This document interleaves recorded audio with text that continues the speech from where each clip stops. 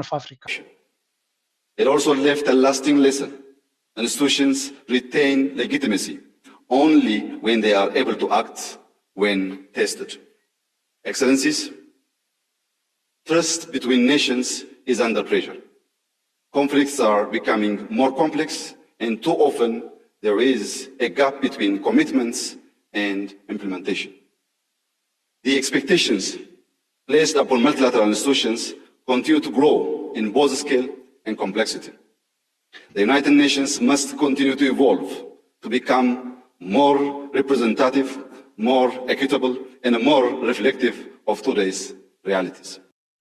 كم تريوا زلهم نا United Nations بزعبان تاي مخانو نا UN Secretary General ترخبلو وعلى بديس آبادي أب كينيا نيروب زي قدس أب speech زقبرويو امنات قبل الهجرات ناقود لي خيط كم زلون تي international institutions كم بعد UN يكون قالوا دما نتزقبر لهم حلفنت قبوك كتبرو تأجم كم زلهم يرأى كم زلون هجرات دما أمونغو هجرات زلهم متحبار دما تأجم ناقود أما يمتعلو بزعبة نفسه دي تزارب زلو زعبات نسوس قبرو زلو تهم كل دي تزارب زلو ويس نماني كوكس دليو إلكم قري لكم كم زلو رقص أنياي معناته اتدزارب زلو نزي كبابينا دحين تبع عالم زقبرو زلو كالوت ما نقدفو نزي كبابينا مني بس بيصو زلو انتحري لهم ملص قليلي معناته كاب كل الكيبلنا بافق نجمر ኢትዮጵያን የቀይ ባህር አክሰስ ያሳጣው ውሳኔ ማን ወሰነው? ካቢኔው ይሆናል ብለን የካቢኔውን ዶክመንት ብናገላብጥ የለም ካቢኔው አያውቀውም። አይ የለም ምክር ቤት ይሆናል የወሰነው ብለን ብንወስን ምክር ቤቱም አልነበረ ምክር ቤት አያውቀውም ውሳኔው። የለም የኢትዮጵያ ሕዝብ ሪፈረንደም ወስኖ እንዳይባል ነበርን እኛም ያኔ። የኢትዮጵያ ሕዝብ ያልወሰነው ተወካዮቹ ያላዩት ቢያንስ ካስፈጻሚ ካቢኔ ያላየው ውሳኔ ማን ወሰነው? አንድ ገጽ ወረቀት ማግኘት አልቻልንም። እንዴት እጂ ብዙሕ ግዜ ሰባት ክሕስቡ ከለዉ ሲጽባ ዳሕራይ ግዜ ነቲ ሓቂ ምስ ወፀ ክሓፍር እየ ኢሎም ይሓስቡ እዮም። መብዛሕትኡ ደቂ ሰባት ሓሶት ወይ እውን ዘይኮነ ነገር ክዛረቡ ከለዉ እሞ ነቲ ሓቂ እናፈለጥዎ ይሕስቡ እንተለዉ እቲ ሓቂ ምስ ወፀ እንታይ ክኸውን እየ ከመይ ኢላ ኣብ ቅድሚ ሰብ ጠጠው ብል ኢልካ ኖርማል ሰብ ክብሪ ናይ ነፍሱ ዘለዎ ይስከፍ እዩ። ኣብዪ ኣሕመድ ፍልይ ዝበለ እዩ። ብዙሕ ግዜ እዮም ድማ ዝዛረቦ ኣቢ ንሓሶት ከም ፖሊሲ ዝጥቀመሉ ምድንጋር ከም ፖሊሲ ዝጥቀመሉ ነዛ ሎም መዓልቲ ጥራይ ተንቀሳቅሶ ተሓሶት እምበር ድሕሪ ዓመት ወይ ድሕሪ ወርሒ ዝመፅእ ሓቂ ሰብ ዳሕራይ ነቲ ሓቂ ምስ ፈለጦ እንታይ ክብለኒ ዝግድሶ ሰብ ኣይኮነ። ከምዚኦም ዓይነት ሰባት ድማ ሓደገኛታት እዮም። ምክንያቱ ሓሶትን ሓቅን ክፈልይዎ ኣይክእሉን እዮም። ኩሉ ሓደ ይንዖም። ኣመና ሰብ ሓሶት ተለሚዱ ሓሶትን ሓቅን ሓደ እዩ ዝኾኑ። ሕጂ እንታይ ዝብል ዘሎ ናይ ኤርትራ ሪፈረንደም ክትገብር ከላ ናይ ኤርትራ ናፅነት መን ይወሲንዎ? ብካልእ ዘራርባ ኢትዮጵያ ኣፍ ደገ ባሕሪ ክትከስር መን ይወሲንዎ? ምናልባት ኣይነገርዎም ከይኮኑ ከይንብል ምን ኣይፈልጥ እንጂ ግን ሻዕብያ ይወሲንዎ። ሻዕብያ ዝበሃል ህዝባዊ ግንባር ብልዎ ደኪሩ ደካኪሩ ነቲ ቅድሚኻ ዝነበረ ክንደግመሉ ንሕና ነቲ ህዝብና ክንደግም ብኸመይ ከም ኮይኑ ኢሉ ከምዚ ንሱ ዝብሎ ዘሎ መራሒ ዝኣክል ባድላ ገይሩ ክራባታ ዝኣሰረ ሰብ ዶ ክሳዕ ክንዚ ክጠፍኦ ይኽእል እዩ ንዝብል ሻዕብያ ዝበሃል ደኪሩ ደካኪሩ ነታ ኩርሲ ስኻ ዘለኻያ ዝነበራ መንግስቱ ሃይለማርያም ብዘይ ልቡ ሃፂሉ ከም ዝጠፍእ ቦርሲኡ ልዒሉ ድያ ልዕለን ኣይፈልጥን እየ ክሳብ ሕጂ ድማ ኣብ ዚምባብዌ ኮፍ ኢሉ ሎ ደው ኢልካ ተረጋግፅ ትኽእል ኢኻ። ካልእ ዘራርባ ሻዕብያ ብቕልፅም ኢና ፅነቱ ረኺቡ እምቢ ክብል ዝኽእል ሓይሊ ይነበረ ግን ብቕልፅመይ ጥራይ ኣኽልኒ ከይበለ መሰር ርእሰ ውሳነ ኻ ስለ ዝነበረ ህዝቢ ኤርትራ ብሕጋዊ መንገዲ ንተዓዘብቲ ናይ ዓለምን ንዩኤንን ንኩሎም ሃገራትን ዓዲሙ ክፉት ዝኾነ ሪፈረንደም ኣካይዱ 99.8 ዘየከራኽር ዘየማትእ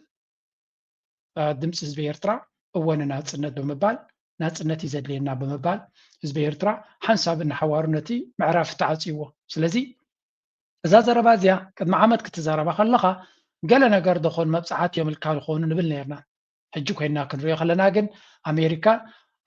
ኣፍካ ዕፆ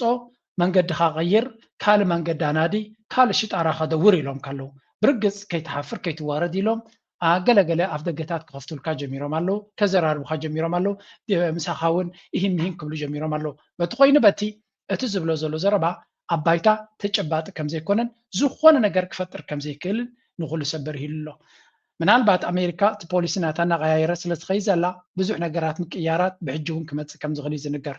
እንዳብልፅግና ግን ሕፍረት ዝበሃል ስለ ዘይብሎም እንታይ ክብሉ ጀሚሮም ኣለዉ እንተገይሮሞ እውን እንተጋጢሙ እውን ዘገርም ኣይኮነን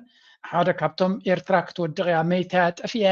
ኣቶም ሰባት ደቃይቕ ተሪፍዋ ዝብል ዝነበረ ኣካውንት ትፈልጥዎ ኢኹም ብጀካ ናይ ኤርትራ ጥፋት ካልእ ክፅሕፍ ዘይክእል ዝነበረ ኣብ ዝሓለፈ from an inside source this just came in and it is stunning twist ታይም ዝብሉ ዘሎ ሓሶት ክኸውን ይኽእል እዩ ግን ብዙሕ ግዜ ድማ ከምዚ ኢሎም ዝመፁ ናብ ዝኾነ ነገር ክትግበሩ ካ ንሪኦም ስለ ዘለና ከም ተራ ሓበሬታ ዝተረጋገፀ ዘይኮነ ዝለዓለ ተኽእሎ ሓሶት ክኸውን ይኽእል ግን ተኽእሎ ክኸውን ከም ዝኽእል ከዓ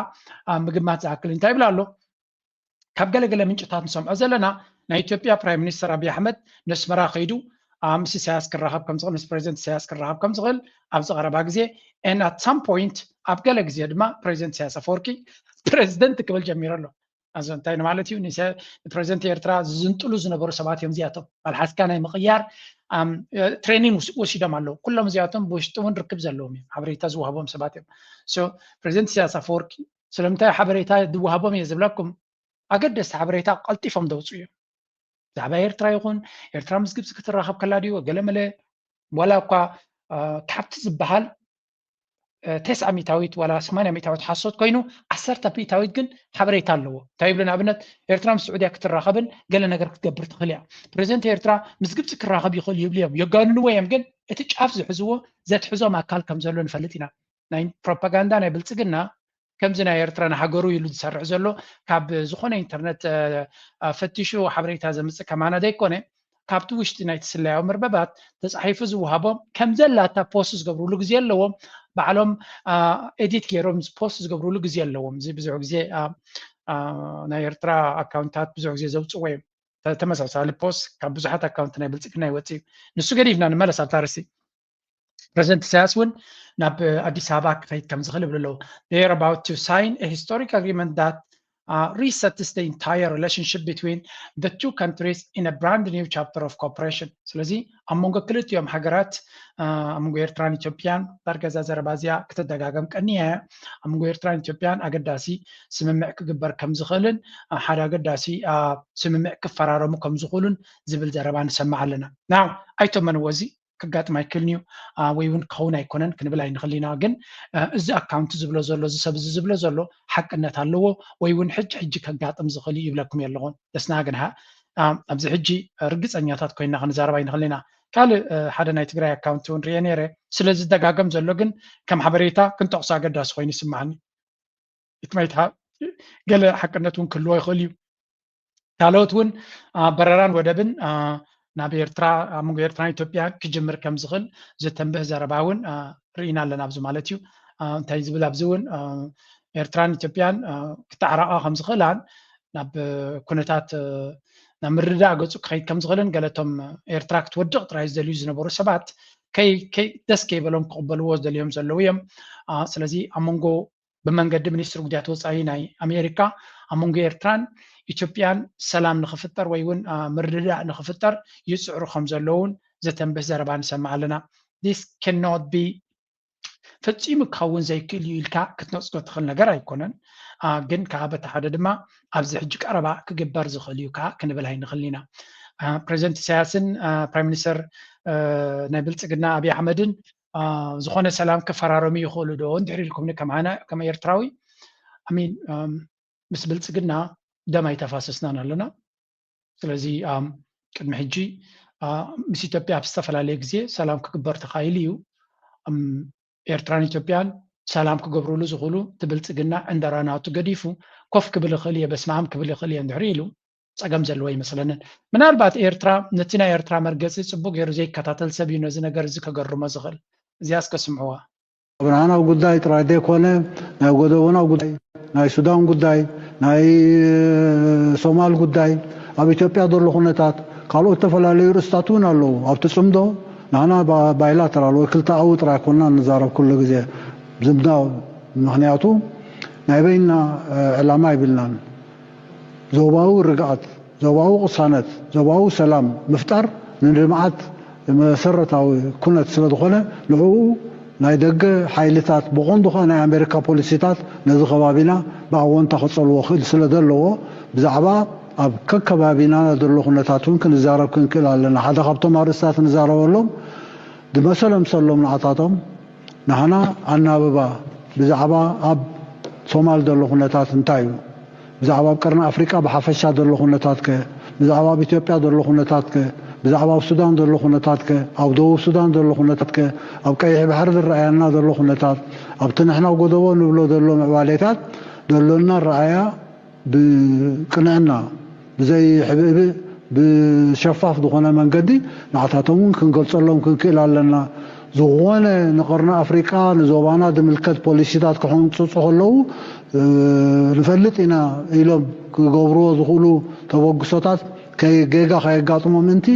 ብኣጋ ንሕና ሓሳባትና ክነካፍል ስለ ዘለና ብዛዕባ ዞባዊ ኩነታትና እውን እዝን ይመስል ዘሎ ሓደ ብሓደ ንኩላቶም ነዚኦም ጉዳያት እዚኣቶም ንዛረበሎም ምክንያቱ ፅምዶ ፍረ ከምፅእ እንድሕር ኮይኑ መወዳእታ ኣናብባና ወድዓዊ ኮይኑ ብዘይ ስምዒታዊ ወይ ባዕላዊ ገምጋማት ኣብ ወድዓዊ ኩነታት ተመርኮሰ ኸው ምእንቲ ንሕና ዘለና ሓሳባት ነካፍል ናይ ሱዳን ንኣብነት ወሲድና ንዛረብ ንኽእል እንታይ ኮነ ሓስብ ኸውን ዋሽንግቶን ብዛዕባ ሱዳን እንታይ ክገብሩ ደሊለው ዛጊት ዝወሰድዎም ስጉምትታት ኣብ ክውንነት ዘይተመርኮሱ ነቲ ዘሎ ኩነታት ዘይሕግዙ ስለ ዝኾኑ ንሕና ኣብቲ ናይ ፅምዶ ተወግሶታትና ነዚ ጉዳይ እዚ ክንዛረበሉ ክንክእል ኣለና ሰዓት ምስ ሓለፈ ኩነታት ካብ ምንቁፅፃር መፃኢ ምስ ከደ ፕሬዚደንት ኢሳያስ ኣብዛ ኢንተርቪው እዚኣ ኣዝዩ ኣገዳሲ ዘረባ ተዛሪቡ ነይሩ ምክንያቱ እንታይ ይመፅእ ከም ዘሎ ፅቡቅ ገይሩ የንብብ ስለ ዝነበረ እዩ ዝተወደየ ሓበሬታ ይነበሮን ኣነ ክሪኦ ከለኹ ግን ንኣሜሪካ ብንፁር እንታይ ኢሉ ከም ዝነገሮም እንታይ ኢሉ ከም ተዛረቦም ግብፂ ክሽምግል ከላ ድማ ግብፅን ኤርትራን ስዑድያን ኣብ ሓደ ፔጅ ኣብ ሓደ ገፂኦም ነይሮም ናይ ሙሉእ ዞባ ኣጠማምታ ናይ ኤርትራ ድማ እዝን እዩ ኣብ ኢትዮጵያ ሰላምን ርግኣትን ክህሉ ንደሊ ኢና ኣብ ሱዳን ሰላምን ርግኣትን ክህሉ ንደሊ ኢና ኣብ ሶማልያ ሰላምን ርግኣትን ክህሉ ንደሊ ኢና ቀይሕ ባሕሪ ውሕስነቱ ክሕሎ ንደሊ ኢና እንታይ መደብናትኩም ኣሜሪካ መሳት ፕሎስ እንታይ መደብናትካ ዶናልድ ትራምፕን ማርኮ ሩቢዮን እንታይ እቲ መደብ ነዚ ዘረባ እዚ ካልኦት እውን ክምስክርዎ ይኽእሉ እዮም ስዑድያ ኤርትራ ንፅቡቅ እያ ትሰርሕ ዘላ ስለዚ ምስ ኤርትራ ዘይስርሕ ምክንያት እንታይ ኣለኩም ሰላምን ርግኣትን ቀዳምነት ድሕሪ ኮይናትኩም ግብፂ ድማ ሰላምን ርግኣትን ድሕሪ ትደልዩ ኣለኹም ኣብ ቀርኒ ኣፍሪካ ምስ ኤርትራ ዘይስርሕ ምክንያት እንታይ ዘለኩም ተመሳሳሊ ዘረባ ብኩሉ መንገዲ ናብቲ ናይ ኣሜሪካ ዲፕሎማትስ ምስ መፀ ደን ምስ ኤርትራ ክንሰርሕ ንኽእል ኢና ኣብ ዝብል መደምደምታ መፅኦም ዘሎ ስለዚ እዚ ዘረባ እዚ እንተሪኢኻዮ ኩሉ ነገር ኤርትራ መርገፅናታ ኣብ ጣውላ ውሪዳ እዝን ንሕና ክንሰርሖ ንደሊ ዘለና ኣብ ከባቢና እዚ ነገር እዚ ምሳኻትኩም እንታይ ደየሰማምዕ ኣለዎ ኣበይ ቦታታት እዩ ደይስምምዕ ዘሎ ኣሜሪካ ድማ ብድሕሪ መጋረጃ ካልእ ፀገም ክህልዋ ክእል እዩ ነዚ ናይ ኤርትራ ዕላማ ግን ክትከላኸሎ ክትነፅጎ ይትኽእልኒ እያ ናይ ኣሜሪካ ኣብ ዝቐረባ ሓዱሽ ዝወፀ እዚ ናይ ካውንተር ቴሮሪዝም ፖሊሲ ድማ ነዚ ፕሬዚደንት ኢሳያስ ዝብሎ ዘሎ ዘጉልህ እዩ Africa's strategy is changing. The Trump administration says it is done with forever wars and wants a smaller military footprint across the continent. Washington has unveiled a new 2026 counter-terrorism strategy, and it marks a major break from the post-9/11 era. The document makes one thing clear. The United States still wants power and influence in Africa, but it no longer wants large numbers of American troops stuck in open-ended conflicts. So instead of large-scale deployments, the ከም ንሪኦ ዘለና ኣሜሪካ ኣብ ኣፍሪካ ዘለዋ ኣካይዳ ክትቅይር ደልያ ኣላ እሱ ድማ ጀጅፍ ዝኾነ ወታደራዊ ዓቕምናታ ከምኡውን ብዙሕ ወታደራት ናቶም ኣብ ጉዳይ ናይ ኣፍሪካ ኢዶም ክእትው ይደልዩ ኣለውን እንታይ ደኣ የስ ኣብ ጉዳይ ናይ ኣፍሪካ ክንሳተፍ ኢና ኣብኡ ፅልዋ ክህልወና እንደሊና ግን ታክቲክ ናትና ዝተፈለየ ስትራቴጂ ናትና ዝተፈለየ እዩ ንሃገራት ኣፍሪካ ነፍሰን ከመሓድራሉ ዝኽእላ ወይ እውን ርግኣት ንክፍጠረሉ ዝኽእል ነገራት ክንድግፍ ኢና ንሕና እውን ብካልእ ነገራት ክንሳተፍ ኢና ግን ብዓብዩ ኣብቲ ቦታቲ ኮፍ ክንብል ኣይኮናን እዛ ዘረባ እዚኣ ኣብ ምንታይ ከተስተብሉላ ክትክእሉ ኣለኩም ብተደጋጋሚ ኣበይ ንሰምዓ ኣለና ኣሜሪካ ናብ ኤርትራ እንታይ ትደልላ ንዝብል እዩ ኣሜሪካ ኣብ ኤርትራ ኣብ ዳህላ ክትከውን ኣብ ዓሰብ ክትከውን ቦታ ትደልላ ብልፅግና ብተደጋጋሚ እዮም ከምኡ ዝብሉ ዘሎ ከስማዓኩም የፅነ የለ ኣሜሪካ ግን ኣብ ፖሊሲ ናታ እንታይ ትብላ ኣላ ኣብ ብዙሕ ቦታታት ሰራዊት ናተይ ከቐምጥ ኣይደልን እያ ትብል ዘላ no large troop deployments ኣብ ሰራዊትን ገለመለን ዝቕመጠሉ ቦታ ኣይደልን እየ ዘሎ እንታይ ደኣ ቁርጡ ዝኾነ مستم هجرات بقربها بمسرح علاماتاتن حبراو ربحان حبراو شركنتن نقدميت زخدل من قد كنفترنا ندلدلنا يمزوب زلو سلازي تيرترا تدفعلو زنبرت استراتيجي ኤርትራ ቀርና አፍሪካ ይሆና ኣብ ቀይሕ ባሕሪ እተን ኣብኡ ዘለዋ ሃገራት ንሳተንን ዝያዳ ከውሕስኦ ዝኽእላ ንዓታተን ኣቐዲምካ ምስኣተን ምስራሒት ውፅኢት ከምፅእ ዝኽእል ትብል ነይራ ኣሜሪካ ድማ በዚ ናይ ካውንተር ቴሮሪዝም ስትራቴጂ ናቶም ብፍላይ ድማ ናይ ኣፍሪካ ስትራቴጂ ናቶም ኣብኡ ዝነፀረ ኣካይዳ ንርኢ ኣለና እዚ እንታይ ማለት እዩ ኤርትራ ኣብ ትክክለኛ ግዜ ፅቡቅ ዝኾነ መንገዲ ምስ ኣሜሪካ መሪፃ ዘላ ኢንተሊጀንስ ሼሪንግ ኣሜሪካ ብቴክኖሎጂ ብስለያዊ ሓበሬታ ብካልእ مستوى بارتنرز كتساعدفن كتحجزن تخليها تكنولوجيا خدكم تخليها جن بعبيو سيرفيلنس وين كتكايد تخليها أمريكا بعبيو بأكل مزيانة تكونتات كتكايدو جن بزح مدب كم زي بالله يزن جرزلو سلزي أجد أستغينو دما تارجت زخونة متقعتي نتيز على إسرائيل نتقبرش براز رأيته بفلاي نتبوتوريا متقعتي كتكايد كم تخل دما يقلص له متقعتي أب سوماليا بزعج زي كايدو له أب كالون يقبر له ويام سلزي علامة بس من قد قصر كم زخلينا نرزلنا زد ما انتهي زريكا أبتي بكارتا درجة كوت وخلو قدام يبقرنا أفريقيا تكروناتهم أب سوماليا يزلو معناته زيادة سوماليا هجون البايرسي تشفتنا ناي مراقب تجميرو سلزلو أب سوماليا مورا تكرو كلهم سنك زناي سوماليا تجمر زلو إثيوبيا زيادة تكرون أدهبون كتركب كم تخلي زنقر زلو ግን እሱ ሓደ ክፋል ናይ ትኩነታት ራእዩን ኣሜሪካ ብዓብዩ እቲ ሳሕል ዝበሃል ኣሎ ነቲ ናይ ሳሕል ድማ ክሳብ ኤርትራ ይድበፅሕ እንተሪኢኹሞ እቲ ዝርግሐ ናይቲ ሳሕል ዝብልዎ ክሳብ ኤርትራ ዝበፅሕ ኮይኑ ኣተኩሮናቶም ግን ኣብቲ ቀንዲ ክሳብ ጫድ ዘሎ ኩነታት እዩ ንሱዳን ብፍሉይ ንበይኑ ከም ኬዝ ገይሮም እዮም ዝርእይዎ ዘለዉ ዝያዳ ኣብ ናይ ጉዳይ ናይ ሱዳን ኤርትራ ድማ ኣይ ቲንክ ኣብቲ ጉዳይ እቲ እውን ተሳታፊትን ወይ እውን እጃማ ከተበርክት ትኽእል ምዃና ፍሉጥ እዩ ጉዳይ ናይ ሱዳን ለንቀነ ስፍሕ ዝበለ ኢንተርቪዋት ኣካይዱ ለመን እዩ እቲ ነዚ ጉዳይ ናይ ኣፍሪካ ሒዙ ዘሎ ሲኒየር ኣድቫይዘር ናይ ዶናልድ ትራምፕ መን ኢኻ ትብሎ ዝመሳት ብሎስ ኣገዳሲ ኢንተርቪው ምስ ስካይ ኒውስ ብዓረብ ማለት እዩ ምስ ስካይ ኒውስ ምስ ኣልዓረቢያ ከምኡውን ምስ ኣልጀዚራ ኢንተርቪው ገይሩ ከም ዝነበረን ብዛዕባ ዝተፈላለየ ርእሳት ከም ተዛረበን እዩ ዝንገር ኣብቲ ዝተዛረቦ ደርወዚስ ሱዳን ብዛዕባ ሱዳን ክዛረብ ከሎ call to external actors ተቐንዲ ኣገዳሲናቱ ዝኾነ ይኹን ናይ ወፃኢ ሓይሊ ኣብ ጉዳይ ናይ ሱዳን ዝሳተፍ ዘሎ ኢዱ ክስሕብ ከም ዘለዎ urged an immediate end to foreign military support for both warring sides to stop fueling the conflict ብክልቲኡ ወገን ናይ ደገ ሓይልታት ዝሕግዙ ዘለው ኢዶም እቲ ኣበርክቶናቶም ጠጠው ንኸብሉ ፃውዒት ይገብር ኣለኹ እዩ ዝብል path to peace emphasized the need for permanent ceasefire and an inclusive Sudanese-led dialogue to transition toward a civilian leadership. زياون نبعلا نتكونتات بصروي منقد نكتفتحو تدلي أي تمثلني عجن بحفشة انتهيم زبلو زلو تكوينات تطويلو مقرازنا يتوستغيرو سودانويان بعلاتهم كفتحو له زغلو منقد كجبر كم زلون انتقنا انتهي زبل زلو نتي ሱዳናውያን ድማ ሲቪላዊ መንግስቲ ክፍጠር ከም ዘለዎ እዩ ዝብል ዘሎ እዚኣተን እውን ነቲ ሰራዊት ናይ ሱዳን ንኣሊኻ ምስጣዕ መሰሪዕ ማዕረ ጌርካ ቆፂርካ ካልእ ንሳቶም ከሳሲዎ ንዖም ከሳሲ ዝኽእል እቲ ቀደም ዝነበረ ፕራይም ሚኒስተርን ካልኦትን ሱዳናውያን ንሳቶም ኢሎም ኢማራት ብካልእ መንገዲ ናብቲ ስልጣን ንክትመፅእ ዝግበር ዘሎ ፈተነ እዩ ግን እዚ እውን ንግዚኡ ሒዙ ክኸይድ ዝኽእል እዩ ምስ ኢትዮጵያ እውን ብዙሕ ዝርርብ ይካየድ ከም ዘሎ እዩ ዝነግር ንኣብነት ኣብዚ እንታይ ብል ነይሩ ሆስድ ኢትዮጵያን ፎሬን ሚኒስተር ነዚ ጊደውን ጢሞቴዎስ ዝበሃል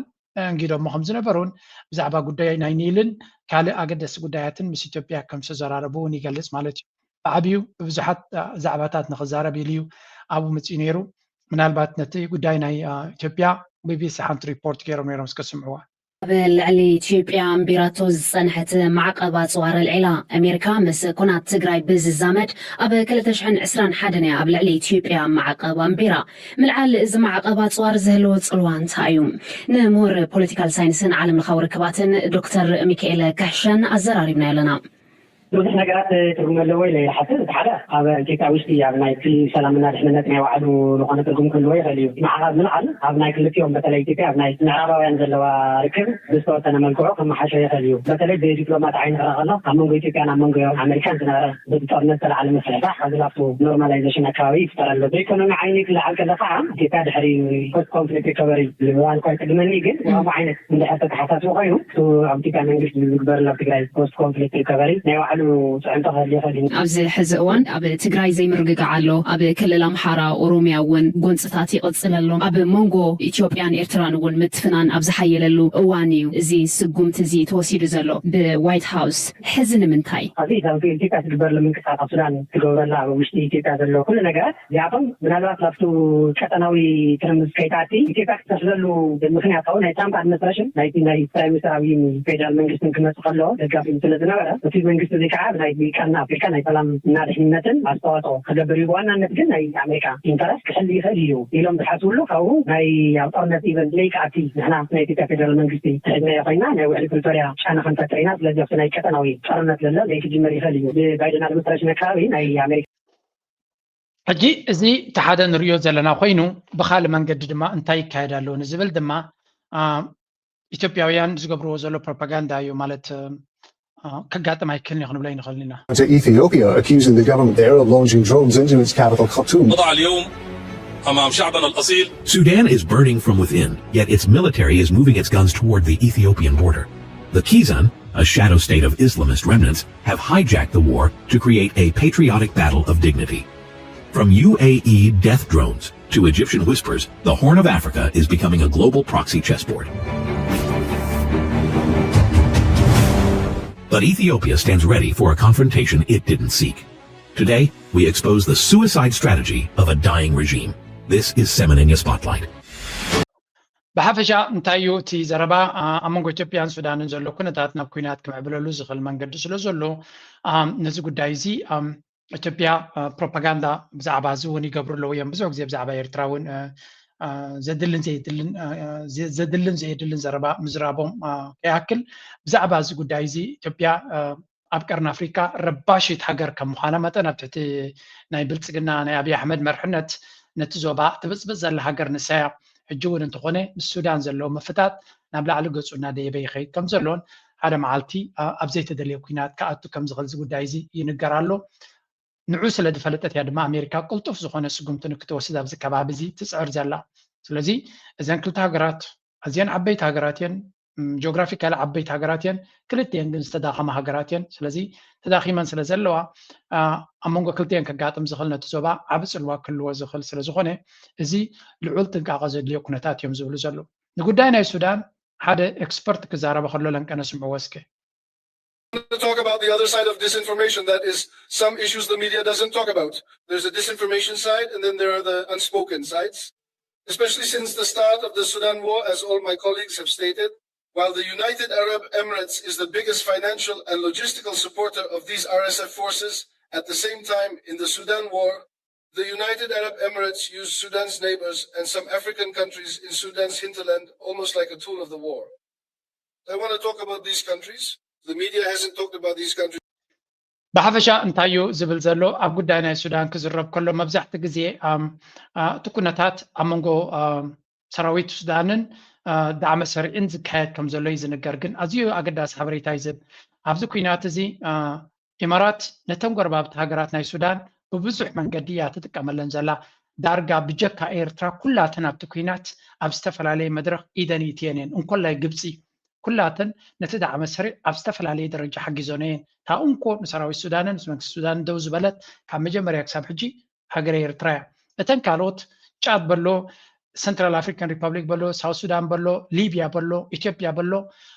at some point جبتون انتخونه بزح إما نجار جيرانيين ولا تنكتها مس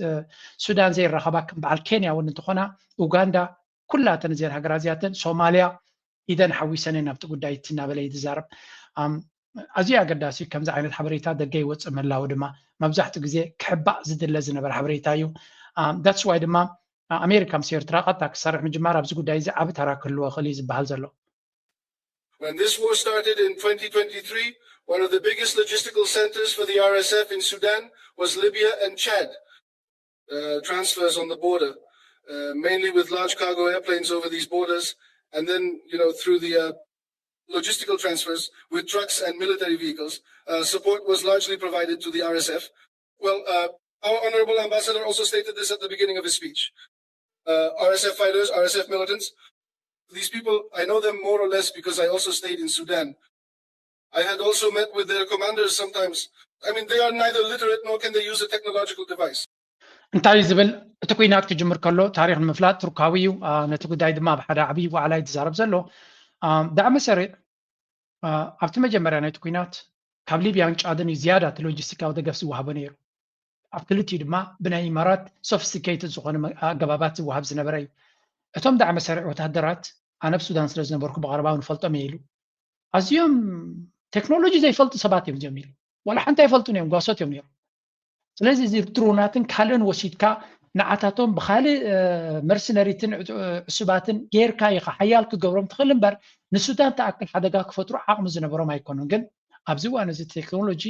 እንድሕሪ ዕጢቕካዮ ዋላ ህበዩ ሓደጋ ክፈጥር ዝኽእል ዝእንፍት ዘረባ እዩ ዝዛረብ ዘሎ እዚ ኩናት እዚ ድማ ክሳብ ከምዚ ደረጃ ክበፅሕ ዝኻኣለ ኢማራት ኢዳ ስለ ዘእተወትሉ እዩ ዝብል ዘረባ ኣብ ብዙሕ ቦታታት ይዝረብ ኣሎ ዊልያም ሩቶ እውን በዚ ጉዳይ እዚ ተኸሰስ ኢኻ ምስ ተባህለ ዝበሎ ዘረባ ስምዑ Sudan, the camp of General al-Burhan has accused you of siding with the rapid support forces of General Hemeti. Recently, they came out with a statement saying it was unacceptable that you side with those people. What is your response to them? Why are you siding with the RSF? The siding is completely untrue. These are allegations that are made left, right, and center by all manner of people. There are allegations made against so many countries. UAE has been accused. Yes. I don't know who has been accused. And these are unverified claims that have no basis at all. ከም ትሪእዎ ዘለኹም ኣነ ዝተኸሰስክዎ ሳክት ክሲ እዩ ኣብ ባይታ ጭብጢ ዘለዎ ይኮነን ብዙሓት ከማይ እውን ዝተኸሰስሉ ንኣብነት ኢማራት እውን ተኸሲሳ የብል ከም ኣብነት ንኢማራት ይጥቀም ምህላዊ ከማን ዘሕፍር እዩ ግን ከም ትሪእዎ ዘለኹም ብሓፈሻ ኣብዚ ጉዳይ እዚ ብዙሓት እዮም ኢዶም ዊልያም ሩቶ ድማ ኣብቲ ጉዳይ እቲ ኢዱ ከም ዘይብሉን ናይ ዲፕሎማሲ ሰንተር ስለ ዝኾንና ኩሎም ወገናት ኣባና መፂኦም ምሳና ክዘራረቡ ክእሉ እዮም ዝብል ዘረባ ኢና ንሰምዕ ዘለና ኣብ ጉዳይ ናይ ሱዳን ብዙሓት እዮም ብዙሓት እዮም ረሳሕ ኢድ ዘለዎም በዚ ኮይኑ በቲ ግን ሱዳን ብድሆታት ናታ ብሕጂ እውን ዝቕፅል ብድሆታት እዩ ዘለዋ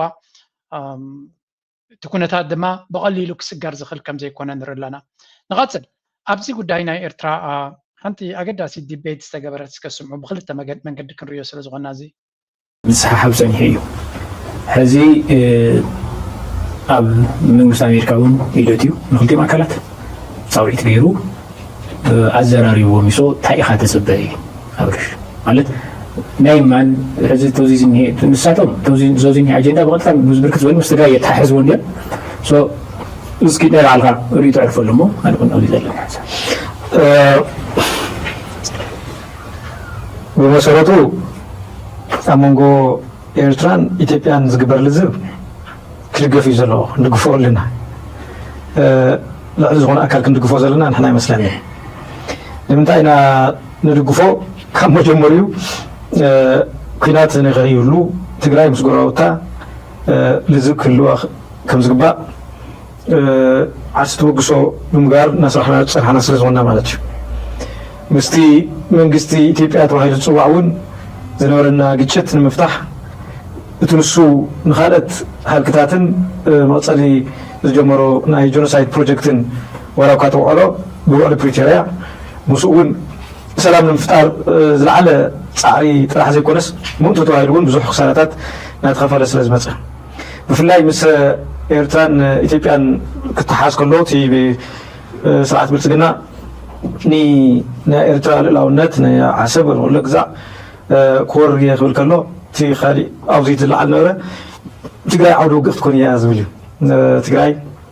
ዓውደ ውግእ ዘግብር እዩ ስለዚ ምስ ኤርትራ ይንኹን ምስ ኢትዮጵያ ጥራሕ ነጥበቕ ዝብሉ ሓይልታት በብዝሖም ዝነበሩ ዝፍለጥ እዩ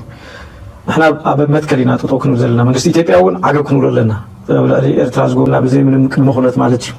ድሓር ንሕና ኣብቲ ከይዲ ሰላም ቦታና እንታይ ይኸውን ንትግራይ ከመይ ፅልዋ ዝብል ምርኣይን ኣብኡ ዝግበር ናይ ካባ ንብስኻ ሕጂ እዛ ዘረባ ስለምንታይ የምፅልኩም ዘለኹ መሲልኩም ሓንቲ ካብቲ ብብዝሒ ትስረብ ዘላ እዚ ኤርትራን ኣሜሪካን እናተዓረቐ ዝኸዳሉ ዘለዋ ጉዳይ ኣብቲ ብልፅግና ድማ እዚ ኣብዚ ከሪአኩም ፀናሕኩ ሰላም ስለ ዘሎ ዘይኮነ እዚ ዘረባ እዚ ስራሕ እዚ ዝገብርዎ ዘሎ ብልፅግና ሻዕብያን ኤርትራን ሰላም ክገብሩ ይኽእሉ እዮም ዝብል ንምንታይ እዮም ዝጥቀምሉ ዘለዉ ንፋኖ ንምድኻም ንዲሞራላይዝ ምግባር ንህወሓት ወይ እውን ንህዝቢ ትግራይ ንምድኻም ካልእ ኣብ ኢትዮጵያ ዝግበር ዘሎ ቃልሲ ሻዕብያ ሸይጥኩም እዩ ገዲፍኩም እዩ ንሱ ምስ ኣሜሪካ ፈቲሑ ምስ ኣቢ ክዕረቕ ይደልሎ ወይ ለኹም ክብሉ ንምባል ክጥቀምሉ ኢሎም እዮም ብግምጣሉ ህዝቢ ትግራይ ከምዚ ኣብርሃም ክብሎ ፀንሐ ኣብ መንጎ ኤርትራን ኢትዮጵያን ሰላም ክፍጠር ኣሜሪካ ድማ ከተሸንጉሎም ተኸኢላ ሰላም ኢና ንደሊ ንሕና ኩናት ንደሊ ሰባት ኣይኮና ሕጂ እታ ዘረባ ንምንታይ እዮም ዝጥቀሙላ ዘለዉ ንክልተ ሰለስተ ነገር ክጥቀሙላ እዮም ዝፍትኑ ዘሎ እቶም ብልፅግና ማለት እዩ ብዓብዩ ኣሜሪካ ኣብ ሓገዝ ጌራትሎም ከም ዘላን እቲ ኣብ መንጎ ኣሜሪካ ምስ ኢትዮጵያን ምስ ኤርትራን ትገብሮ ዘላ ዝምድናታት ዝረአ ዘሎ እንታይ ክብሉ እዮም ዝፍትኑ ዘለዉ ነቶም ኣብ ውሽጢ ኢትዮጵያ ዘለዉ ንበይኖም ኮርነር ገይሩ ክቐትሎም ይደሊ ከም ዘሎ ብልፅግና እነዚ ድማ ንፋኖ ንበይኑ ክሓርሞ ንሸነ ንበይኑ ክሓርሞ ንትግራይ ንበይኑ ክሓርሞምሲ ንሻዕብያ ከኣልዮ ክኸላ ኣለዎ ብሓይሊ ስለዘይተኻለ ሕጂ እንታይ ገብር ንሻዕብያ ዝፍትን ዘሎ እዮም ዝብሉ ዘሎ ፅምዶ ከምዚ ዲፕሎማሲ ኣምሲሉ ክፍንትተሎም እሞሽዑ ኣቢ ድማ ነቲ ኩነታቱ ናይ ኣፅዋር እገዳ ዘሎ ኣልዒልካሉ ንበይኖም ረኺቡ ክሃርሞም ይኽእል እዩ እሞቡ ገይሩ ኣዳኺሙ ሓያል ሃገር ክፈጥር ፀላእቱ ኣዳኺሙ ሽዑ ናብ ሻዕብያ ክመፅእ ክእል እዩ ዝብል ዘረባ ንምምፃእ እዮም ዝጥቀምሉ ዘለዉ ይዝበሃል መጀመርያ ፋኖ ንዓቢ ክድክሮ ከሎ ናይ ሻዕብያ ሓገዝ የድልዮ ይነበረን ዝረአ ሓገዝ ኣይሓተተን ማለት ሻዕብያ ብፍሉይ መፅኡ ይሕግዞ ነይሩ እሞ ሻዕብያ ስለ ዝነበረ ከምዚ ዓይነት ኣመዝጊቡ ክትብላ ይትኽእል ኢኻ ስለዚ እንታይ ክንብል ደሊና ኢና ብዓብዩ እቲ ዝግበር ዘሎ ኩነታት ረኣናዮ ኣብዚ እውን ተደጋጋሚ ዓወታት ናይ ፋኖ ምናልባት ለንቀነ ከም ፀኣልኩም ኣይቀነኹምን ግን ብተደጋጋሚ በል ይብሎም ከም ዘሎ እቲ ፋኖ ዝበሃል አስተዳደር ስር ያሉ ባለስልጣናት ሰውዬ ምስራቅ አፍሪካ አማራጭ ሊናደረን ብሶት ዋነኛ ያለመጠን በውይይት ነገሮች ከምዚ ትሪእዎ ዘለኹም እዚ ፋኖ ዝገብሮ ዘሎ ዓወታት ኣብ ልዕሊ ፋኖ ኣብ ልዕሊ ናይ ብልፅግና ሰራዊት ብሓገዝ ናይ ሻዕብያ ኣይኮነን እዚ ወይ ብሓገዝ ናይ ሱዳን ኣይኮነን እቲ ህዝቢ ኣምሓራ እቲ ፋኖ ብመሰረቱ ባዕሉ ብዝኸዶ ዘሎ መንገዲ ዝፍጠር ዘሎ ምዃኑ ምግንዛብ ከድሊ እዩ መርኣያ ናቱ ድማ እንታይ ክብል እዮም ሻዕብያ እንድሕሪ ንካብ ፋኖ ተፈንቲቱ ወይ እውን ብልፅግና ምስ ሻዕብያ ክዕረቕ ተጀሚሩ እዚኦም ሓይልታት እዚኣቶም ተስፋ የብሎምን ኢድ የብሎምን ብገይሮም ንክሞቱ ዕድል ክፈጥረሎም ይኽእል እዩ ዝብል እዚ ናይ ብልፅግና ካድረታት ብሰፊዑ እዮም ዝዛረብሉ ዘለዉ ኣዝፍ ናቶም ድኽመት ኣብ ኢትዮጵያ ኣጋጢሙ ዘሎ ብሰንኪ ናይ ሻዕብያ ምሕጋዝ ንብልፅግና ዝፍጠር ዘሎ ብሰንኪ ምሕጋዝ ናይ ሻዕብያ ንፋኖ ይኹን ቲዲኤፍ ይኹን ህወሓት ነቲ ሸነ ዝበሃል ዝገብሮ ዘሎ ካብኡ ዝመፅእ ከም ዝኾነ ገይሮም እዮም ክዛረቡ ዝፍትኑ ዘሎ ባት at the end of the day they know እዚ ኩነታት እዚ ካብ ኢዶም ወፃኢ ምዃኑን ካብ ሻዕብያ ሓገዝ ወፃኢ ምዃኑን እቲ ፋኖ ዝበሃል ድማ ኤርትራ ምስ ኢትዮጵያ ተዓሪቓ ድያ ኣይተዓረቐትን ገና ኣብ ሰማይ ዘሎ ኮይኑ እቲ ፋኖ ዝበሃል ስርሑ ምስራሕ ክቕፅል ምዃኑን ገና ንሳቶም ነቲ ብልፅግና ንምድምሳሱን ንምርማሱን ናይ ሻዕብያ ይኹን ናይ ካልእ ደገፍ ከም ዘይገብሩን ከም ዘይፅበዩን ጎኑ ጎኑ ድማ እቲ ፅምዶ ድማ ኤርትራ ትቕፅሎ ከም ዘላን ኣብ ፖርት ሱዳን ድማ ሕጂ ሓድሽ ኣገዳሲ ፅምዶ ኣብ መንጎ ህዝቢ ትግራይ ህዝቢ ኣምሓራ ባዕል ፖለቲከኛ አንዳርጋቸው ፅገ ዝርከቦ ኣብ ፖርት ሱዳን ይካየድ ከም ዘሎ ዘርኢ ስእልታት ወፂኡ ኣሎ ፅንሕ ኢለ ከም ፃልኩም እየ ተረኺበዮ ስለዚ ንሳቶም ዝደልይዎ ዘለዎ ካሊእ ኣብ ባይታ ዘሎ ኩነታት ድማ ኣፀቢቑ ካብ ዝተፈንተተ እዩ ፎር ኤግዛምፕል ራይት ናው ኢትዮጵያ ኣብ ከመይ ኩነታት ኣላ ንዝብል እስከ ስምዕዎም ነዞም ስኮላርስ ብኸመይ መንገዲ ነቲ ብልፅግና ድማ ከኣልይዎ ይደልዩ ኣለዉ ያለ አስተያየት በወቅታዊ የኢትዮጵያ ሁኔታ ላይ እንዴት እየተከታተላችሁ ነው? ሀገሪቱ ዘርፈ ብዙ ችግር ውስጥ ገብታለች። ማህበራዊ፣ ፖለቲካዊ፣ ኢኮኖሚያዊ ቀውሶቹ የተባባሱ መምጣታቸውን ነው የምንረዳውና እንደው አቶ አባይ ከእርስዎ ሊጀምርና ሀገሪቱ ምን ላይ ነው ያለችው? ምን ላይ ነን ያለነው? በአጠቃላይ አመሰግናለሁ መሳይ አንከር ሚዲያ። ቅድም በጥቅሉ እንደጠቀስከው ያው ሀገሪቱ አሁን ምናልባትም እኛ እዚህ ውጭ ያለን ብቻ ሳይሆን ከሀገር ይሄ አጠቃላይ ቀውስ ሀገር እስከ ማፍረስ ድረስ የሚደርስ ችግር አለ ብለን የምናምነው ለምን በፖለቲካ ሃገር ኢትዮጵያ ከመይ ኩነታት አላ ተባሂሎም ተሓቲቶም ዞም ክልተ ዓበይቲ ምሁራት ናይ ኢትዮጵያ ህዝባዊ ምልዕዓል ንክግበር ዓብይ ጎስጓስን ስራሕን ዝሰርሑ ዘለዉ ኢትዮጵያ ኣብዚ እዋን እዚ ኣብ ከመይ ኩነታት ኣላ ንዝብል ኣብ ስቴት ኦፍ ቶታል ክራይሲስ ወይ እውን ኣብ ስቴት ኦፍ ቶታል ኮላፕስ ከጋጥመሉ ዝኽእል ብሓፈሻ እቲ ሃገር ክትወጥቀሉን ክትፈርሰሉን ኣብ ትኽእል ደረጃ እያ በፂሓ ዘላ እዚ ድማ ካበይ ዝብገስ ይብሉ multi-dimensional collapse affecting social, political, economic structures threatening the country's very existence እንታይ ብሎ እቲ ሃገር ሓደ ዓይነት ፀገም ኣይኮነን ዘለዋ ኣብ ሓደ ቦታ ጥራይ ኣይኮነን ፀገምናታ multi-dimensional በብዙሕ መንገዲ social ማሕበረሰባዊ ፀገም ኣለዋ ኤትኒካዊ ፀገም ኣለዋ ፖለቲካዊ ፀገም ኣለዋ ቁጠባዊ ፀገም ኣለዋ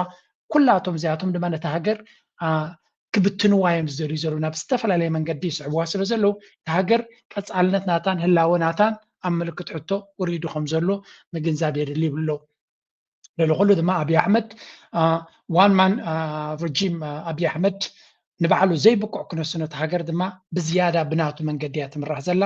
ሓደ ሰብን ዘይብቁዕን ሰብን እዩ ነቲ ሃገር ዘመሓድራ ዘሎ እዚ ከዓ ዳርጋ ሙሉእ ቁፅፅር ኣብቲ ቁጠባ ይኹን ሴኪሪቲ ይኹን ወላ እውን ኣብቲ ባህላዊ ኩነታት እውን እንትኾነ ማሕበረሰባዊ ኩነታት ዓብዪ ዝቋፀሮ ዘሎ እዮም ዝብሉ ዘለዉ ዋይድ ስፕሬድ ኮንፍሊክት ዝያዳ መብዛሕትኦም ኢትዮጵያውያን ዝጠቕስዋን ዘማርሩላን ድማ ሰፊሕ ዝኾነ መጠነ ሰፊሕ ዝኾነ ኩናት ሕድሕድ ኣብቲ ዓዲ ማለት እዩ ኣክቲቭ ዎር ወይ እውን ብረት ኣልዒሉ ዝዋጋእ ዘሎ ሰብ ኣብ ብዙሕ ቦታታት ናይ ኢትዮጵያ ኣሎ ስፔሲፊካሊ ሃይላይቲንግ ዘ ኢንስታቢሊቲ ኢን ኣምሓራን ኦሮሚያ ኣብ ኣምሓራን ኦሮሚያን ዝግበር ዘሎ ኩነታት ናበይ ገፁ ክኸይድ ይኽእል ሕጂ ንምግምጋሙ ከቢድ እዩ ኣብ ቤንሻንጉል ጥራይ ትማሊ ድዩ ዋላ ቅድሚ ትማሊ ኣብዘን ዝሓለፈ ክልተ መዓልታት ከባቢ 30 ሰባት ድዮም ዋላ ክንደይ ሰባት ካብ ኣውቶቡስ ኣምፂኦም ከም ዝረሸንዎም ኣብቲ ከባቢ ህዳሴ ግድብ ዝብልዎ ዘለዉ እዩ ኣብ ቤንሻንጉል ሓድሽ ተቃዋሚ ሓይሊ 2-3 ዓይነት ብረት ኣልዒሎም ክቃለሱ ጀሚሮም ኣለዉ እዚ ድማ ነፍሱ ዝኸኣለ ዕግርግር ይፈጥር ኣሎ ኣብቲ ቦታ እቲ እዚ ጉዳይ እዚ ድማ መሊሱ ቀውሲ ናይቲ ሃገር እናጋደዶ ይኸይድ ከም ዘሎን ሰብኣዊ ቅልውላው ድማ እዚ ሂማኒታርያን ካታስትሮፊ ዝበሃል ድማ ብሚልዮናት ዝቁፀሩ ኢትዮጵያውያን ካብ ገዛውቶምን ካብ ንብረቶምን ፋሕፋሕ ኢሉ ሂወቶም ተበላሽዩ ከም ዘሎ እዮም ዝዛረቡ ዘለዉ ስለዚ ከዓ ባህላዊ ሓዘን ናይቲ ሃገር ወይ ከዓ ካልቸር ኦፍ ሞርኒንግ ዳርጋ እቲ ሃገርሲ ኣብ ቀዛሊ ኣብ ቁዘማ ወይ እውን ኣብ ሓዘን ከም ዘላ ይገይርዋ ዘሎ ካሴት ወይ እውን ደርፊ ናይ ቴዲ ኣፍሮ ድማ ነዚ ትገልፅ እዮም ዝብሉ ዘለዉ ከምኡ ድማ ቁጠባውን ምዕሳው ናይቲ ሃገር ድማ ይፍጠር ኣሎ ሪጅናል ኢንስታቢሊቲ ከምኡውን እቲ ፀገም ናይ ብልፅግና ካብ ውሽጢ ኢትዮጵያ ወፂኡ ናብ ካልኦት ሃገራት ዝኸይድ ዘሎ ሽግር እውን ይፈጥር ከም ዘሎን ኢትዮጵያ ድማ ምንጭ ናይቲ ዘይምርግጋእን ዕግርግርን ናይቲ ሃገር ኮይና ከም ዘላ እዮም ዝነግሩ ዘለዉ again these are all important stuff ሰባት ድማ ከስተብልሉ ዘለዎም ጉድ ኩነታት እዮም ብዝኾነ እዚ ንሪዮን ንሰምዖን ዘለና እታ ኩነታት ናይቲ ሃገር ኣብ ምንታይ ወዲቑ ከም ዘሎ ንምግንዛብ ዝኣክል እዩ ሕጂ ካብዚ ቀፂልና ካልእ እንታይ ክንርኢ ደሊና ኣለና ሓንቲ ካብቲ ብዙሓት ዝዛረብዋ ዘለዉ ኣተንብህ እውን ኣቢለልኩም ፀናዕኩ ኣብ መንጎ እዚአን ክልተ ሃገራት ክፍጠር ዝኽእል ኣሜሪካ ነዘን ክልተ ሃገራት እንታይ ክትገብረኒ ትኽእል ንትብል ኣገዳሲት ዘረባ ኣብ ሶሎ ሚድያ ዝተገበረት እስከስምዑ እዚ ናይ ጉዳይ ናይ ኢትዮጵያ ኩሉ ግዜ ናታ ኣጀንዳ የብላ ኢትዮጵያ ብናይ ምዕራባውያን ከምኡ ብናይ በዓል ኣሜሪካ ድፊት ማለት እዩ እቲ ናይ ኣፍ ደገ ባሕሪ እናተባህለ ዝግበር ድፊታት ነይሩ ብድሕሪት ማለት እዩ ሕጂ ንኤርትራ ዲያትበስ ንኢትዮጵያ ኣብ ኩነታት እዚ ብኸመይ ኢኻ ትገልፆ የመሓወነ ፅቡቅ ሕቶ ናይ ብሓቂ ኣገዳሲ ሕቶ ኢኻ ምክንያቱ ትማሊ ኣሜሪካ በምት ማለት እዩ ሩቢዮ ምስቲ ፎረን ሚኒስትር ቲማቴዎስ ተራኺቡ ስትራቴጂክሊ ናይ ሴኪሪቲ ናይ ሬድሲ ናይ ሜሪታይም ሴኪሪቲ ገለ ኢሎም ተዛሪቦም ሕጂ በንፃሩ ከዓ እቲ ሳንክሽን ናይ ኤርትራ ይለዓል ኣሎ ይበሃል ኣሎ እንጂ እዚስ ከመይ ገይሩ እዩ ይቃረን እዩ እዚ እንታይ ማለት እዩ ኣሜሪካ እቲ መንሽቦ ትገብሮ እቲ ኢትዮጵያ ትገብሮ ዘላ ቀይሕ ባሕሪ ከምዘይድግፍዎ ምክንያቱ ብዙሕ ሽግር ከምፅእ ከም ዝኽእል ዋላ እኳ ኣጀንዳ ይሃለዎ እምበር ኣብዚ ግዜ እዚ ከምቲ ዓብዪ ትገብሮ ዝነበረ እንታይ ገይሩ ብዙሕ ሽግር ከምፅእ ስለ ዝኽእል ብፍላይ ምስ ዘሎ ምዕባለታት ንዕኡ ከምዘይደልይዎ ኣረጋጊፆም እዮም ካልኣይ እቲ ኣብ ሱዳን ተኸውን ዘሎ ኩነታት ከዓ ንሱ ናይ ገዛ እርሱ ፅልዋ ከዓ ኣለዎ ምክንያቱ ኢትዮጵያ እውን እንታይ ትገብር ከም ዘላ እቲ ማርኮ ሩቢዮ ብደንቢ ገይሩ ፈልጥ እዩ መንግስቲ ኣሜሪካ ብደንቢ ገይሩ ፈልጥ እዩ ኢንፋክት ተዛሪቡሉ እዩ ባዕሉ ከማን ወፂኡ ተዛሪቡሉ እዩ መን እንታይ ገብር ከም ዘለዎ ንፈልጥ እዩ ናብቲ ዩናይትድ ኣረብ ኤምሬትስ ግን ultimately تعلمنا نتاينير نايتي greater Israel ስለዝኾነ አንጻሩ ኣይተዛረበን ማለት እዩ እምበር ፈትዎ እንታይ ይኸውን ከም ዘሎ ሕጂ ኣብ ሱዳን ናይ ሱዳን ምርግጋእ ዓብ ግደ ዝተፃወተት ሃገር እንድሕር ኣላ ኤርትራ ምስ ኢጅፕት ኮይናን ሳዑዲ ኣረብያ ብጎኑ ሕጂ እቲ ናይ መንሽው ዞም RSF ኣብ ሕማቅ ኩነታት ኣለዎ ምክንያቱ ኣብዚ ግዜ እዚ ዩናይትድ አረብ ኤሚሬትስ ይድሰቑ እዮም ዘለዉ ይድሰቑ ኣለዉ ኣብ ፅቡቅ ኩነታት እዮም ዘለዉ ኣብ ፅቡቅ ኩነታት ኣይኮኑ ዘለዉ ሕጂ እዚ ሓደ ካብቲ ኩነታት እዩ እቲ ካልኣይ እቲ ኣብ ኢትዮጵያ ዘሎ ኩነታት እዩ ኣብ ኢትዮጵያ ዘሎ ኩነታት ብጣዕሚ ሕማቅ እዩ ምክንያቱ ኣብይ 80 ሚእታዊ ነቲ ናይ ኢትዮጵያ መሬት ኣይቆፃፀሩን ብጀክ ኣብዚ ኣብ ኩሉ ኣድቫይዘሪስ ናይዞም ኩሎም ናይ ዩሮፒያን ካንትሪስ እንድሕሪኢኹሞ እታ ኣብ ኢትዮጵያ ሲ ኣዲስ ኣበባ ጥራያ ነፃ ደላ ካብ ዝኾነ ይኹን ናይ ትራቨል ኣድቫይዘሪ ወይ ከዓ ኣይትኸይዱ ኣብዚ ሲቪል ወር ኣሎ ኣብ ሙሉእ ኢትዮጵያ ሲቪል ወር ኣሎ ሕጂ እዞም ኩሎም ናይ ዓለም ዘለዋ ኤምባሲታት ከምኡ ኢለን ንህዝበን ዝነግራ ዘለዋ ሕጂ እቲ ኩነታት ናይ ኢትዮጵያ ኣብ 2016 ኣብ ሕማቅ ኩነታት ምስ ኮነ እቲ ትራምፕ ኣድሚኒስትሬሽን ምስ መፀ ምስ ኤርትራ ተዓሪቆም ኣሜሪካ ኢትዮጵያ ነታ ኢትዮጵያ ምርግጋእ ኣዝዩ ኣገዳሲ እዩ ነይሩ ሕጂ ከዓ ኢትዮጵያ ኣብ ከምኡ ዓይነት ኩነታት እያ ደላ ኢትዮጵያ ኣብቲ ዝኸፍአ ደረጃ እያ ደላ ናይ ብሓቂ ኣብ ሕማቅ ደረጃ በፂሓ እዚ ሰብኣይ ብጀካ ነታ ኣዲስ ኣበባ ንካልእ ኣይቆፃፀርን እዩ ዳሕራይ ንሱ ጥራይ ዘይኮነ እቲ ናቱ ሪሌሽንሽፕስ ኣብ ምስቲ ከባቢ እቲ ናቱ ዝምድናታት ኣብ ምስቲ ከባቢ ምስ ኤርትራ እቲ ኤርትራ ሓንጎፋይላ ተቐቢላቶ ፅቡቅ ሓሳብ ትገብር ነራ ምስ በዓል ኣዝያ ኣገዳሲ ዘረባያ ኣማኑኤል ቤደ ማርያም ምስ ሶሎ ሚድያ ዝገበርዋ ፅብቕቲ ዘረባያ ከይትኩም ኣብቲ ቻነል ብሰፊሑ ስምዕዎ ብዛዕባ እቲ ገዳውን ብዙሕ ሓበሬታ ኣለዋ ስለዚ ኣሜሪካ እንታይ ክትገብር ትኽእል ኣብ ዞባ ብዙሕ ነገር ክትዛረበሉ ብዙሕ ነገር ክትንተነሉ ዝኽእል ጉዳይ ኣሎ ንሕና ኣብዚ ጉዳይ እዚ ዘለናሉን ንዓና ዝረአየና ዘሎ ነቶም ጎረባብቲ ሃገራት ብፍላይ ድማ ነቶም ምስ ኤርትራ ብቐረባ ክሰርሑ ዝፍትኑ ዝነበሩ ከጋጥሞም ዝኽእል ነገር ኩነታት እንታይ ክኸውን ይኽእል ንዝብል ሓደ ካብቲ ነቲ ፅምዶ ብኣሉታ ዝጥምትዎ ሰባት ዝገብርዎ ዘምፅዎ ንኣብነት እዚ ትሪእዎ ዘለኹም ኣብ ሱዳን ዘጋጥም ዘሎ ሓድሽ መስርሕ ናይ ፅምዶ ኢና ንርኢ ዘለና እቲ ፅምዶ ዝበሃል ለባማት ሓሊፎሞ ኣትዮሞ ከም ዘለዉ ኢና ንርኢ ዘለና እዚ ድማ ኣዝዩ ኣገዳሲ ኮይኑ ይስማዓኒ ምክንያቱ ለባማት ኣትዮሞ እቲ ጉዳይ ናብ ዝበለፀ ደረጃ ክበፅሕ ከም ዝኽእልን በዓል ፕሮፌሰር ሓሰን ዝርከብዎ ኣብቲ ታሕቲ እውን ትሪእዎ ዘለኹም ኣንደርጋቸው ፅጌ ከምኡውን ናይቲ ክልል ሶማል ናይ ኢትዮጵያ ናይቲ ናይ ሶማል ተቃውሞ ንሱ እውን ዝተሳቲፍዎ ዘሎ ብወገን ኤርትራ ብርግፅ ኣወል ስዒድ ማለት እዩ ናይ ሱዳን መራሕቲ እውን ዝሳተፍዎ ዘለዉ ሕጂ እቲ ፅምዶ ናብ ምንታይ ገፁ ይሰግር ኣሎ ናብ ማቹሪቲ ናብ ምሁራትን ናብ ሊቃውንትን ይሰግር ከም ዘሎ ናብ ፖለቲከኛታትን ይሰግር ኣሎ እዚ ነገር እዚ ንኣቢ ስግኣት ከም ዝኾነ ፍሉጥ እዩ ምናልባት ምስቶም ቀንዲ ወታደራዊ ምንቅስቃሳት ዝገብሩ ዘለዉ ይኮነን ዝግበር ዘሎ እዚ ድማ ነፍሱ ዝኻለ መልእኽቲ ዘመሓላልፍ እዩ ኣብ ኢትዮጵያ ዘሎ ይኹን ኣብ ቀርኒ ኣፍሪካ ዘሎ ፀገም ፖለቲካዊ መፍትሒ እምበር ወታደራዊ መፍትሒ ይኮነን ዘድልዮ ያ ኣዝያ ኣገዳሲነት እያ ፖለቲካዊ መፍትሕን ፖለቲካዊ መዕለብን እዩ ዘድልዮ ስለዚ ኤርትራ ወላ እውን መንበቐታ ምስ ኣሜሪካ ትዛረብ እንተላ ነቲ ጉዳይ ትግን ተዘራሪብካ ፖለቲካዊ ዲስካሽንስ ክትገብር ክትክእል ኣለካ ብልፅግና ኣብዚ ጉዳይ እዚ ብኸመይ መንገዲ ክሳተፍ ይኽእል እንታይ ዓይነት ካርድ ኣለዎ ኣይ ዶንት ኖው ኢልታት ምርድዳእ ዘላቒ እንተኮይኑ እንታይ እዮም ዝብሉ ካብ ባህርያት ናይቶም ስርዓታት ይውገሱ ባህርያት ናይቲ ሕዚ ዓለም ትኾኑ ዘላ ናይተን ሃገራት ማለት ሕዚ ብዛዕባ ሰብኣውነት ብዛዕባ ገለ ዝበሃል ነገር የለን ብዛዕባ ረብሓ ይውጋዕ ስለ ዘሎ ካብዚ ተበጊሶም ኩነታት ከቢድ ክኾን ይኽእል እዩ ኣብዪ ኣሕመድ እውን ንኤርትራ እውን ብተናፀል ንትግራይ እውን ብተናፀል ንሱዳን እውን ብተናፀል ንኣምሓራ እውን ብተናፀል ንምውቃዕ ግዜ ይደሊ ፕላን ይገብር ነይሩ ሓደ እዙይ እንተንኢሱ ኣብ ትግራይ ዘለዉ ኣብ ኣምሓራ ዘለዉ ኣብ ኢትዮጵያ ብሓፈሻ ዝንቀሳቐሱ ኣካላት ብተናፀል ንክረክብ ይጠቕሞ እዩ ዝብሉ ኣለዉ ቀፂሎም እውን ዘውዚ እኒሄ ውዕል ወይ ዘውዚ እኒሄ ስምምዕነት ኣብዪ ኣሕመድ ሕዚ ምስ ሱዳን ክገብሮ ዝደሊ ኩናት ይጠቕሞ እዩ ምክንያቱም ናይ ኤርትራ መንግስቲ ካብዚ ኢዱ እንተውፅኡ ኣብ ሱዳን ነቲ ናይ ዓማፅ ሓይሊ ሓጊዙ ኣብ ሱዳን ብልጫ እንተረኺቡ ተመሊሱ ከምቲ ዓንተ ዝበልኩ እቲ ስምምዕነት ናይ ግዜር ስምምዕነት ኣይኮነን ኣሳር ስምምዕነት ኣይኮነን ምክንያቱም ስምምዕነት ዝበሃል ፖለቲካዊ ስምምዕነት ህጋዊ ስምምዕነት ንብሎም ምስ ረብሓ መሰረት ዝገበሩ ስለ ዝኾኑ ተመሊሱ ድማ ኤርትራ ዘሎ ጉዳይ ንክውድእ ወይም ድማ ኣብ ትግራይ ዘሎ ወይ ኣምሓራ ዘሎ ኩነታት ንክውድእ ተራ ብተራ ንክፃወት ሲልዑ ምቹ ባይታ ይፈጥረሉ ኢሎም ዝቕምጡ ኣካላት ኣለውና እንታይ ይመስለካ?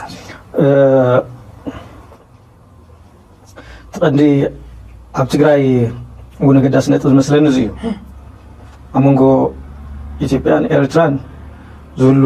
ናይ ሰላም ስምምዕነት ንትግራይ ብቐፃልነት ከመይ ይፀልዋ ዝብል ብጥርጣረ ዝረኣየሉ ኩነታት እውን ኣሎ እዚ ንምንታይ ይለዓ ዝብል ክህሉ ይግባአን ምልዓል እውን ትክክል እዩ ንሕና እውን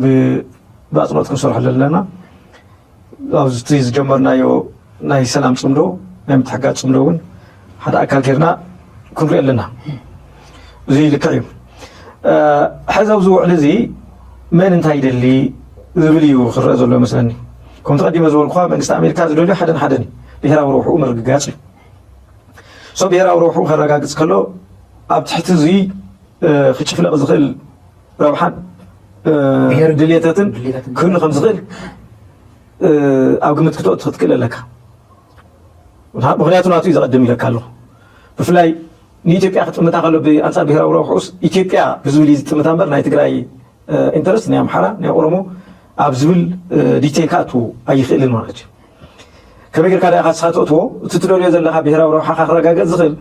ናይዞም ድሓር ክንመፅእ ኢና ናይ ኢትዮጵያ ኩነታት ንናይቲ ኣሜሪካ ትደልዮ ዘላ ብሄራዊ ረብሓ ከምፅእ ከምዘይኽእል ትህዝ ጭቡጥ ናይ ኢትዮጵያ ኩነታት ትህዝ ዘሎ ስርዓት ከምፅእ ከምዘይኽእል ከመይ ዝመሰለ ኩነታት ተፈጢሩ ከም ዘሎ ክንርኢ ኢና ስለዚ እዚ ንኽርኢ ትገብሮ ከም ንረብሖምን ንመሰሎምን ዝቃለሱ ዘለዉ ህዝብታት እዮም ብካሊእ ኣባህላ ትግራዋይን ኣምሓራይን በቲ ህዝ ዝኽየድ ዘሎ ካይዳ ክጠፍኡ ስለ ዝኾኑ ናይ ኣሜሪካ ረብሓ ክረጋገፅ ተኮይኑ ከዓ እዚ ስርዓት እዚ ንዘይስተኻኺሉ ተዘይከይዱ ኣብ ናይ ሓደ ጥፍኣትን ኣብ ናይ ሓደ ሞትን ዝረጋገፅ ረብሓ ከምዘየለን ኣሜሪካ ብግልፂ ምዝራብ እዩ ምክንያቱ ድሕሪ ሞት ዝኽመፀ ከምዚ ትሪእዎ ዘለኹም እቲ ፅምዶ ዝብል ኣምር ወይ እውን ኣካይዳ ንእዚ ናይ ኤርትራን ኢትዮጵያን ናብ ዲፕሎማሲ ገጾም ይኸዱ ምህላዎም ብዙሕ ዓይነት ሕቶታት ከለዓልን ኢንሴኪሪቲስ ክፈጥርን እዩ ዝረአ ዘሎ ነዚ ድማ ሓደ ካብቲ ኣብ እዋኑ መልሲ ክኾኑ ዝኽእል ዝብሎ ኣነ እዚ ኣብዚ ንሪኣ ዘለና ጉዳይ እያ እዚ ፅምዶ እዚ ፓራሌል ናይቲ ኤርትራ ምስ ኣሜሪካ ክትከዶ ትደሊ ዘላ ወይ እውን ኣበጊሳቶ ዘላ ወይ እውን እገዳ ክሳብ መልዓል ተበፂሑ ዘሎ ኤርትራ ስቲል ነቲ ዘለዋ ፅምዶ ናይ ህዝቢ ነቲ ፅምዶ ዝግበር ዘሎ ክደፍኣሉ ምዃና ምስ ኣሜሪካ ዝምድና ይግበር ስለ ዘሎ እቲ ፅምዶ ክፈርስ ወይ ጠጠው ክብል ዝበሃል ፕሮጀክት ከምዘየለን ከም መርኣያ ናቱ እንዳ ብልፅግና ቅድሚ ቁርብትለይ ሓደ ፌክ ዝኾነ ዶኩመንት ገይሮም ፕሬዚደንት ሃገር ኤርትራ ናብ ዶክተር ደብረፅዮን ወይ እውን ግዚያዊ ፕሬዚደንት ናይ ዶክተር ደብረፅዮን ኤርትራን ጋቨርንመንት ሰንት ኣን ኦፊሻል ሌተር ቱ ደ ኢሊጋል ፕሬዚደንት ኦፍ ትግራይ ሪጅን ደብረፅዮን ገብረ ሚካኤል ዝብል ክሲ እዩ to the blah blah subject regarding taking prompt strategic steps for provisional administration of Tigray ስለዚ መንግስቲ ኤርትራ ናብ ትግራይ ደብዳቤ ሰዲዱ ናብ ዶክተር ደብረፅዮን ሓድሽ መልእኽቲ ሰዲዱ ንዘይ ሕጋዊ ዶ ገለዶ ዝብል ድሮ እቲ ፌክ ኣካውንትስ እናገበሩ ክዛረቡ ጀሚሮም ኣለዉ ነዚ እውን ምስትውዓል ከድልየ እዩ ብወገን ትግራይ ግን እቲ ህወሓት ይኹን እቲ ምስ ዘሎ ሓደ ካብቲ ብዙሕ ግዜ ዝፈርህዎ ዝነበሩ ኤርትራ ምስ ኣሜሪካ ዝምድና ተፈጢራ ኣሜሪካ ድማ ንኤርትራን ኢትዮጵያን ክትዓርቆም ተጀሚራ ንሕና እንታይ ክንከውን ኢና እቲ ፅምዶ ንሕና ምስ ኤርትራ ንገብሮ ዘለና ሓደጋ ዶ ክኾነና ይኽእል ይኸውን ተገምጢሉ ዶ ንጥፍኣትና ኣብይ ኣሕመድ ክጥቀመሉ ይኽእል ይኸውን ምክንያቱ ቅድሚ ነዚ ምስ ኣሜሪካ ዘሎ ዝምድና ኤርትራ መፍትሓ እንታይ ተፈቲኑ ነይሩ እዮም ዝብሉ ነይሮም እሶም ኣብይ ኣሕመድ ናብ ዩኤን ደብዳቤ ሰዲዱ ኤርትራ ኣብ ልኡላዊ መሬት ኢትዮጵያ ኣትያ ስለ ዘላ ኢዳ ተኣክበለይ ዝብል ዘረባ እዩ ንሱ ድማ ንምንታይ ክጥቀመሉ እዩ ሓሲቡ ነይሩ እዮም ዝብሉ ንተጋሩ ንምህራም ነቲ ህዝቢ ትግራይ ህወሓት ንምህራም ንሻዕብያ ካብቲ ዓዲ ከውፅኦ እሞ ድሕሪኡ መጥቃዕቲ ንክገብር ይደሊ ስለ ዝነበረ ዝብል እዩ ብሓፈሻ ሓንቲ ዘረባ ነይራ ኣብዚኣ ናብ ኤርትራ ክመልሶ እቲ ጉዳይ ኣብ ልዕሊ ኤርትራ እንታይ እዩ ከምኡ ከዓ ኤርትራ ካብ ኣሜሪካ እንታይ ትፅቢታ ሕጂ